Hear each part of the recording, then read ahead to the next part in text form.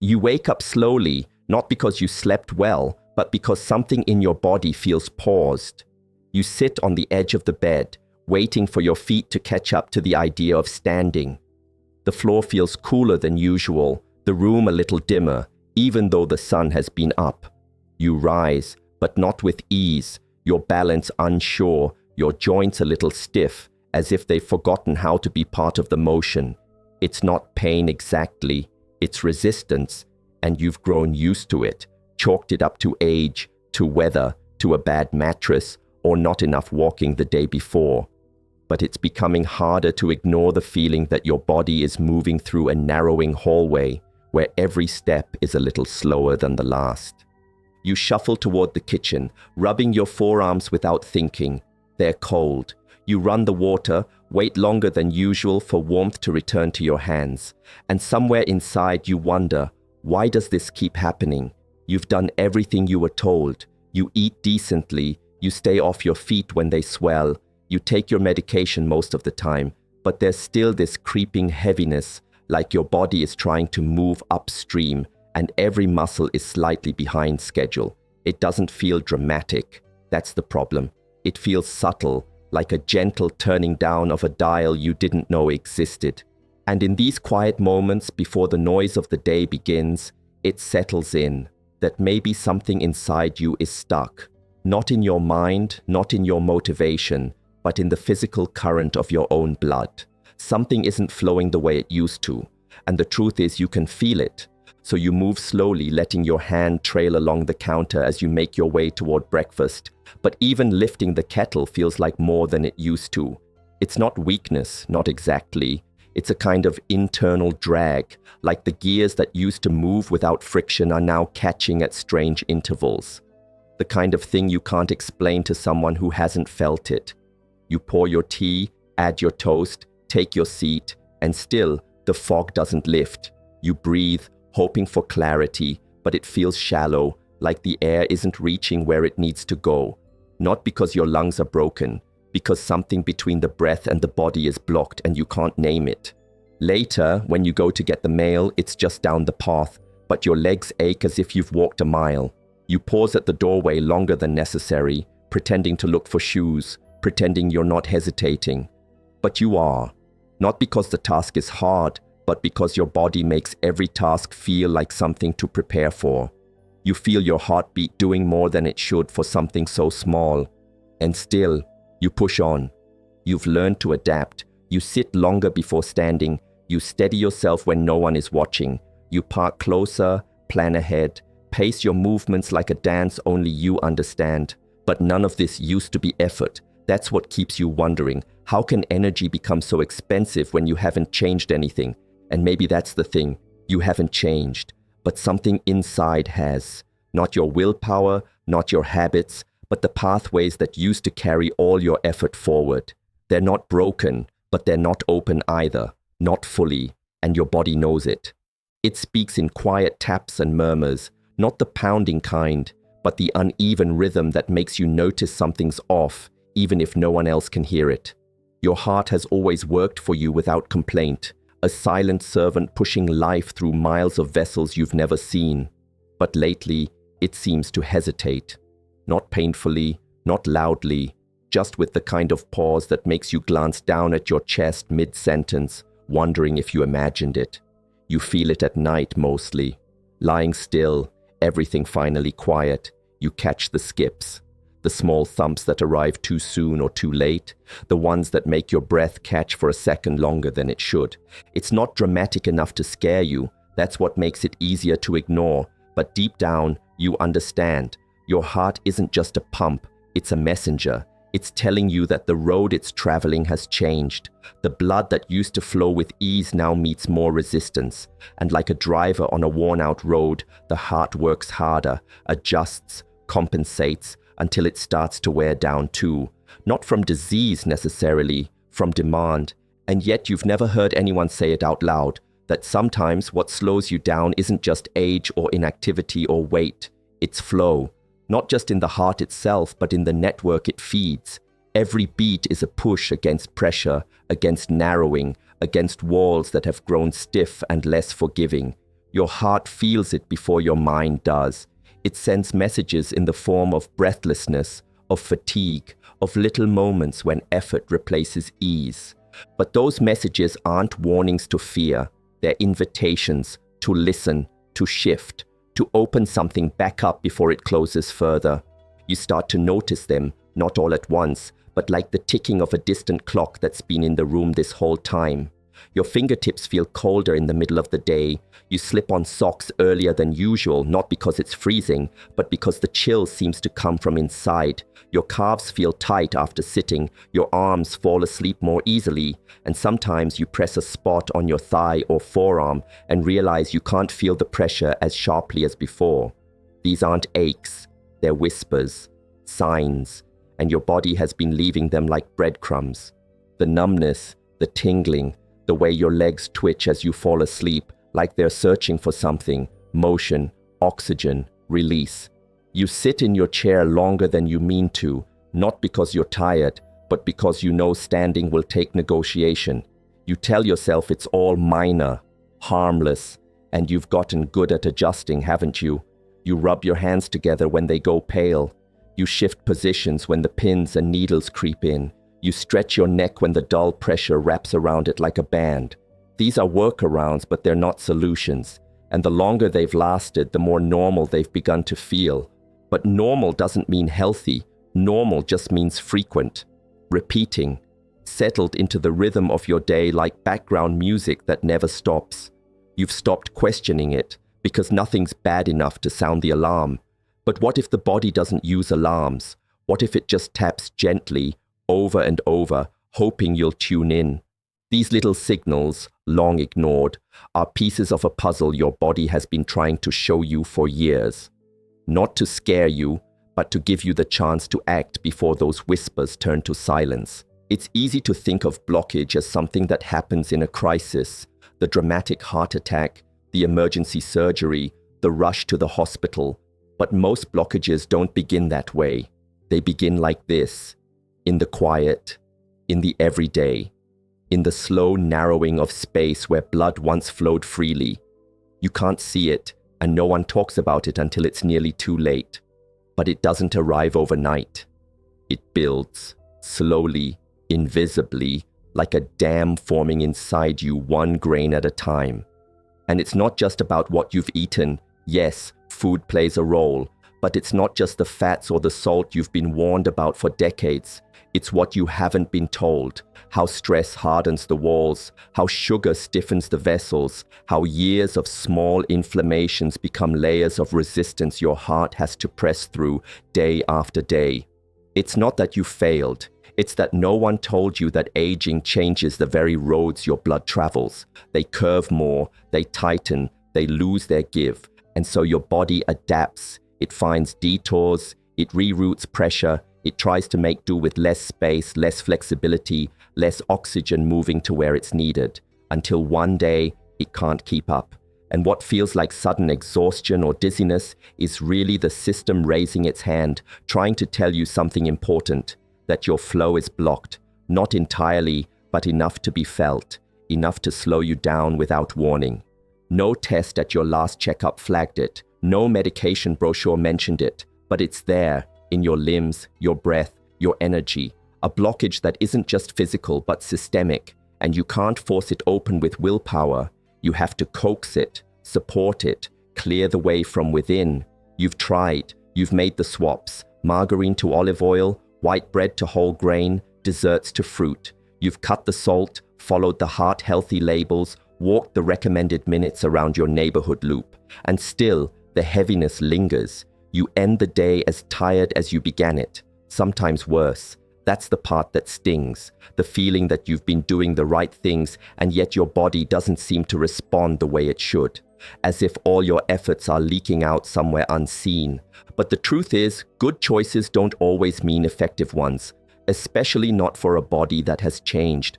The advice that once helped you maintain now struggles to help you repair.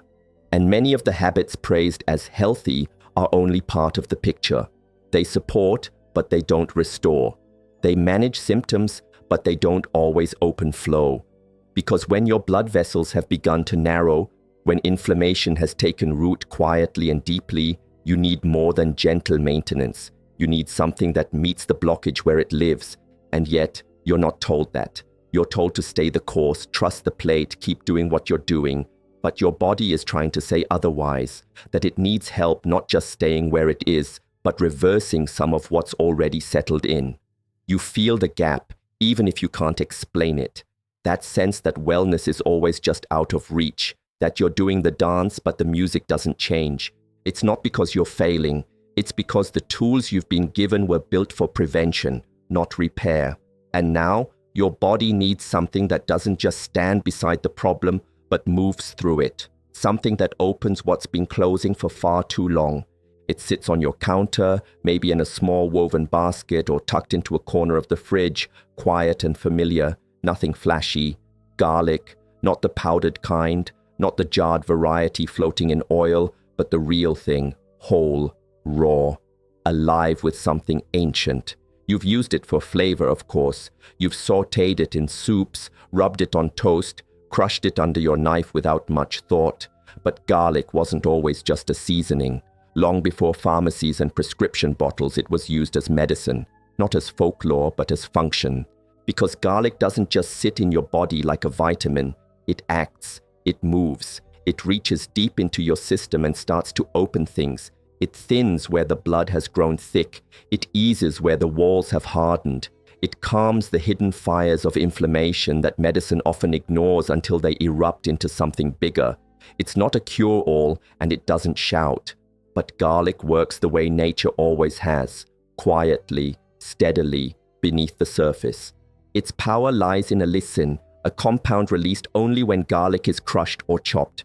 That sharp smell you notice? That's medicine being made in real time. Allicin moves through your bloodstream, relaxing the vessels, softening tension, improving flow, not by force, but by permission. It tells your body what to release, where to ease. It doesn't fight your system, it supports it, the way a river supports a drifting leaf, gently, but with direction. You wouldn't expect something so small to do so much, but that's the nature of forgotten things. We overlook them not because they're weak, but because they've been quiet too long. And maybe garlic has waited, on your shelf, in your meals, for you to remember what it's capable of. It's tempting to believe this is just how it is now, that the heaviness, the slow mornings, the strange chills and tired limbs are permanent passengers in this chapter of life. You've made room for them, built your days around them, learned to sit longer, walk shorter, conserve your effort like a resource that runs out faster than it used to.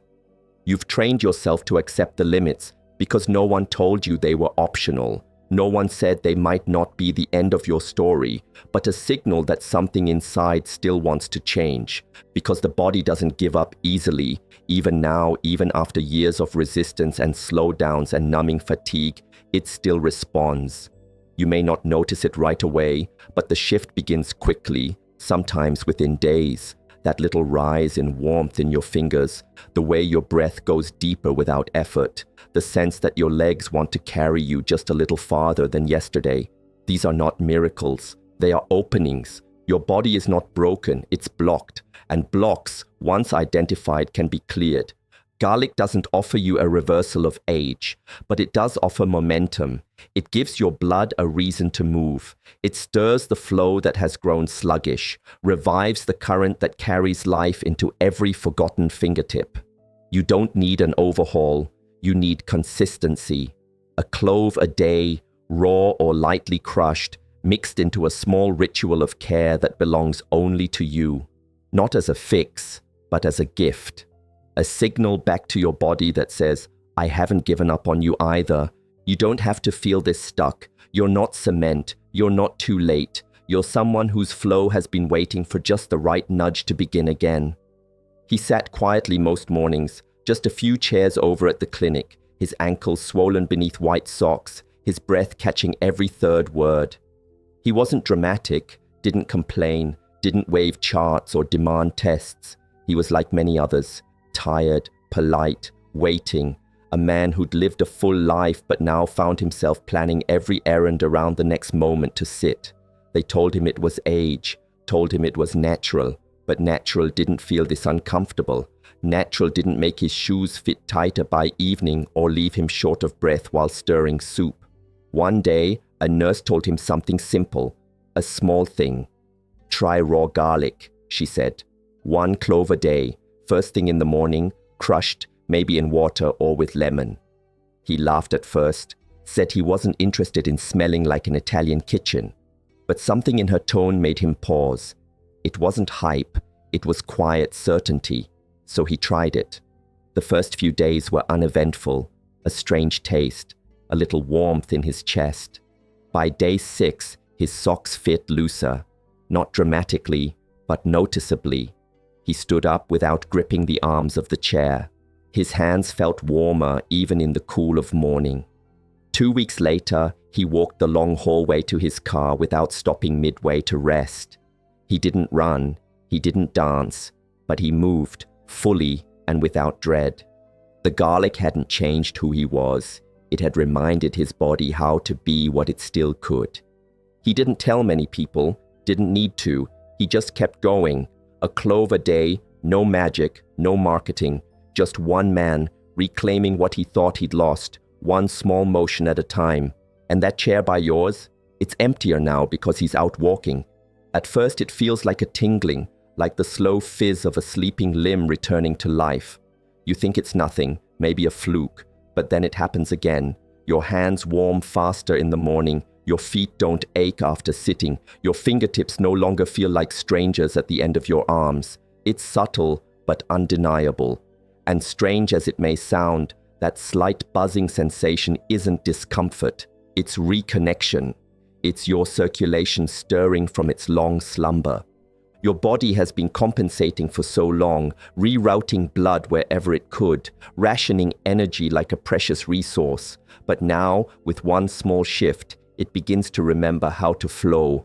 Garlic doesn't force it, it invites it, gently easing open what has grown tight, coaxing life into the corners you forgot needed it. You feel it in the warmth that lingers longer than before. You feel it when you rise from your chair without wincing, when your fingers no longer need rubbing just to type or turn the page of a book. It's not just physical. With the blood comes clarity. Your thinking sharpens, not like a light switch, but like a dimmer rising, slow and smooth. You find yourself completing thoughts without pause, remembering details without grasping. Your body isn't just moving better, it's communicating again. The fog that used to follow you like a shadow begins to lift. And all of it, this quiet awakening, began with a single clove. Not a treatment you waited in line for, not a prescription wrapped in warnings, just garlic, raw and real, working with your body, not against it. What you're feeling isn't coincidence. It's blood reaching places it couldn't before. It's flow reclaiming its rhythm. And in that rhythm, you begin to feel like yourself again. Not younger, but freer. It would be easy to want more, faster change, bigger leaps, complete reversal. That's what so many cures promise after all. But garlic doesn't make promises like that. It doesn't offer a miracle. It offers presence. It walks beside you, not ahead. Its power isn't in quick fixes, but in faithful repetition. Day after day, clove after clove, it shows up. And in doing so, it asks nothing of you but patience. There's humility in that, a kind of companionship we rarely expect from the things we consume.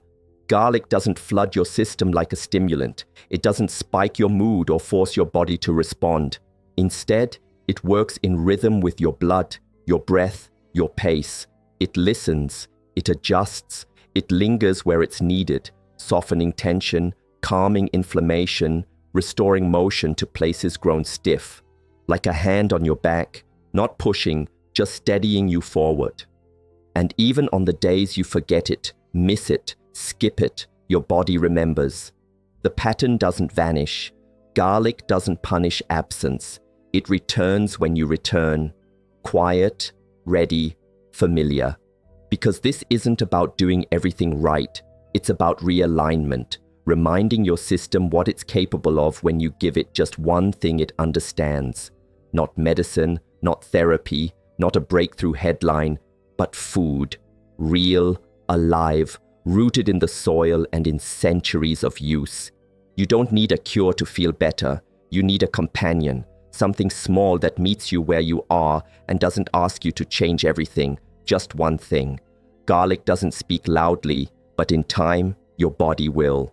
In warmer hands, easier breath, steadier steps. Not transformation, just trust, restored. You don't need a plan as thick as a phone book. You don't need timers or charts or apps. What you need is rhythm, a small act done often. A clove in the morning, crushed, maybe with lemon and water, maybe tucked inside a spoonful of yogurt if the bite is too sharp. Something that signals to your body, we begin again today. It's not the amount that matters most, it's the repetition. That dependable signal, day after day, that nudges the body to remember what flow feels like. And the body responds to rhythm more than rules. That's why routines work better than willpower.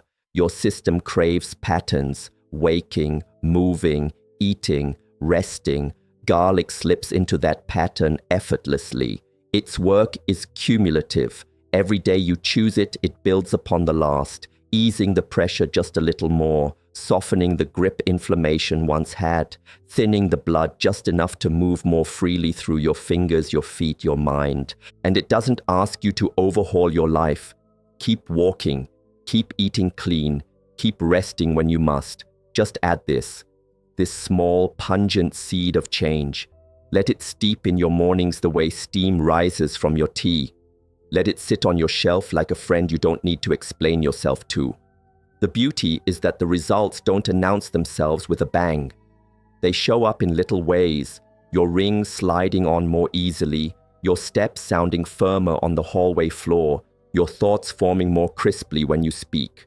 You won't need anyone else to tell you it's working. You'll feel it, first in motion, then in momentum. Because when small habits align with what your body actually needs, the results are never small, they're steady, and they change everything. You may think too much time has passed, that the stiffness has settled in for good, that your vessels are too far gone to reopen. You may tell yourself this is just how aging feels, slow, heavy, dimmed at the edges, but your body disagrees. Quietly, patiently, it keeps responding, keeps trying, keeps sending warmth where it can, flow where you allow it. The truth is, even now, especially now, your system still wants to recover, not back to youth, but forward to freedom. There is space left to move into. There is blood still waiting for release. You haven't missed your chance. That belief, the one that says change is only for the young, is a lie dressed as realism. The human body is not a fixed machine. It adapts, always. It listens to the inputs you give it. And when you offer it something like garlic, daily, raw, intentional, it doesn't argue or stall. It begins. It resumes the work of opening, clearing, supporting. The blockages didn't form overnight, but they're not locked in place, and they're not your destiny. Even a single clove today makes a difference, not because it's powerful in isolation, but because it breaks the pattern of neglect. It tells your blood, this way forward. It tells your heart you don't have to push so hard. It tells your legs we remember what motion felt like. That one act whispers to every cell, every vessel, every sluggish corner of you and says what no prescription ever does. You are not done changing. Because time hasn't shut the door. You're still here. You're still moving. And garlic, humble, ancient, waiting in your kitchen may be the simplest way to remind your body that the path is still open. And it's never too late to walk it. It comes on quietly, not like fireworks or fanfare, but like light returning after a long storm. One morning, you step out of bed and realize you're not bracing yourself. You walk to the kitchen without planning how to conserve your energy for the rest of the day. You feel present in your own body, as if something once lost has found its way back. There's a warmth in your chest, not from emotion, but from flow, steady, nourishing, whole. The fog you used to carry in your mind has thinned, letting clarity settle in without effort. You find yourself reaching for things without hesitation, bending down and rising without thinking twice. The short walks that once required mental negotiation now happen without debate. And in those small victories, those unnoticed triumphs, you start to feel something deeper than health. You feel alive, not in a loud or dramatic way, but in the stillness of ease. You breathe without measuring, move without planning, speak without struggling for the next word. Garlic didn't change who you are. It helped your body do what it always wanted to do. Flow. That's all you ever needed. Not more energy, just circulation. The return of movement inside you that you can't see, but you absolutely feel. And as that movement expands, so does your confidence. You make one more trip outside, one more phone call, one more meal made with your own hands. Not because garlic is magic, but because the block that weighed you down is finally lifting. You haven't rewound the clock. You've simply rejoined the rhythm. Your rhythm, the one that was always yours, just waiting beneath the surface. And as your blood reaches every inch of you again, you don't just feel better, you feel possible. No one ever told you that some of the deepest blockages you'd face wouldn't be in your arteries, but in your routines, your expectations, your quiet resignation. They didn't warn you how easy it would be to accept fatigue as fate, or how gradually the slowdowns would creep in until they felt like part of who you are. You were taught to watch your numbers, track your weight, avoid the bad foods. But you were never told that your body's most urgent need might be something as simple, as ancient as garlic. And you were certainly never told that even now, especially now, your body is still listening, still waiting, still willing to open. Because the truth is, flow is life. When blood moves freely, everything changes. Your warmth returns, your clarity sharpens, your sleep deepens, your emotions settle. It's not about chasing youth. It's about reclaiming presence. And garlic, humble, pungent, overlooked, has been holding the key in plain sight. Not a cure, not a secret, but a support that your vessels recognize the moment it enters. It softens, it opens, it reminds. And in that opening, your life doesn't just get easier, it gets fuller. You no longer need to brace for every stare, every chore, every foggy afternoon. You no longer have to explain the tiredness no one else could see, because now your body is responding. The pulse in your fingertips, the lightness in your legs, the steadiness in your thoughts, these aren't side effects, they're signs that the current is moving again, that what was once stuck has begun to shift. And it began with one clove, crushed, raw, consumed not out of desperation but devotion, a single act repeated, a small trust honored daily. You don't need to understand every mechanism to know it's working. You feel it. In the way you walk, the way you rest, the way you no longer doubt whether tomorrow might be a little brighter. Your blood unblocked, your life unfolding, not in leaps but in steady return. One breath, one step, one morning at a time. And garlic, ancient, loyal, waiting, there beside you still, doing what it has always done, opening the way,